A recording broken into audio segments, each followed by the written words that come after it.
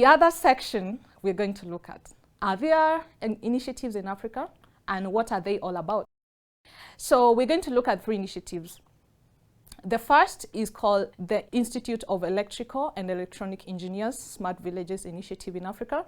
It's implemented in different countries, which we'll be looking at in depth. The second one is SIGAR Research Program on Climate Change.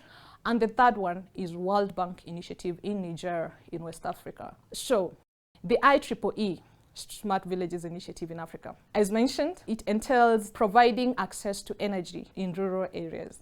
And it didn't start as so. It started a Community Solutions Initiative in 2009 and was later renamed to IEEE in 2014. That is the Institute of Electrical and Electronic Engineers.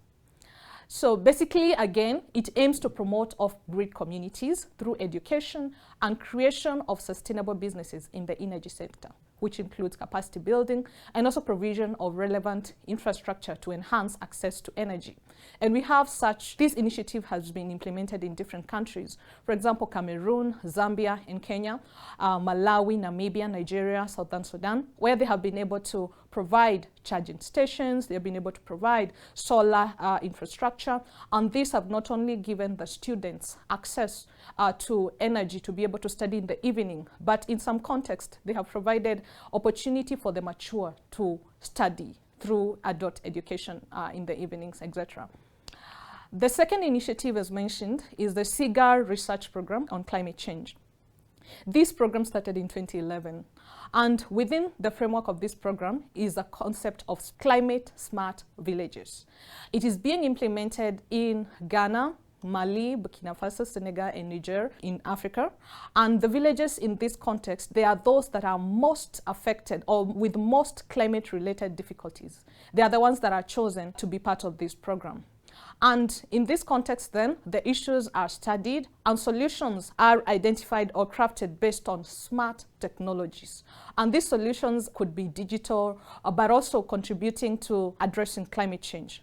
But again, it's a win-win strategy. It's win-win solutions where, apart from addressing climate change, then there is also the benefit to the community is also enhanced and probably increasing their yields, etc., while lessening the climate change or climate footprint. The third initiative we're going to look at in this lesson is the World Bank Initiative in Niger.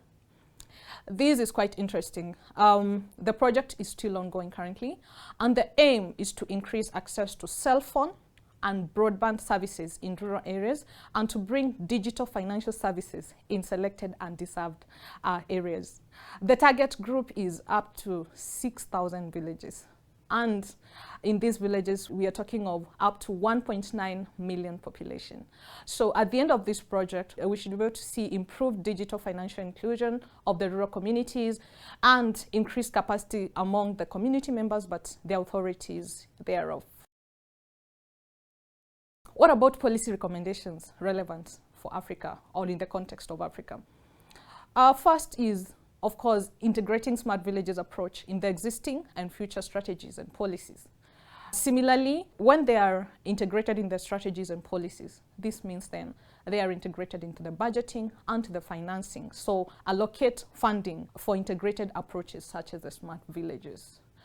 Similarly, other policy recommendations include encouraging networking and exchange of experiences around the smart village approach in relation to urban and rural areas. The other recommendation is to allow room for innovation and experimentation on smart villages. Another recommendation is to use the potential of smart village approach to promote not only rural development, but enhancing or strengthening urban-rural linkages. Another recommendation is to prioritize smart transformation of rural and peripheral areas and villages as appropriate, not just the cities, but also the rural areas and the peripheral areas.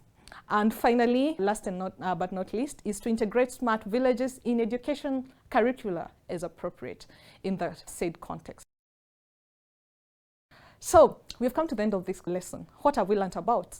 We've learned what smart villages entail, the aspects of smart villages, the process of building a smart village, initiatives in Africa, which you have looked at. There are 3 initiatives, and policy recommendations relevant in Africa. Thank you.